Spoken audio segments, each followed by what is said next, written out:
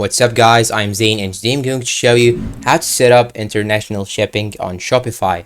Now first open your Shopify dashboard, then I want you to go on the bottom left corner and choose settings right here. Then once you open settings, you have now to click on shipping and delivery. So I'm gonna click on it and here you will find general shipping rates. So click on this option right here. Then here, as you can see, it will show you exactly the shop location and also the shipping zones. So now let's create a zone. So I'm gonna click on create zone right here. Then it will show you this page. Now what you should actually do is to simply click on this bar right here and enter the zone name that you want to add. Let's say that I want to add North America, for example, as a continent. Then what you should do is to simply search for the countries and regions to ship to. So now I'm gonna search for United States, for example, then click on it, check this box and it will be added. Then after that, let's search for Canada, for example. Then I'm gonna add Canada with all its zones. And after you finish, you can simply click on done right here. Then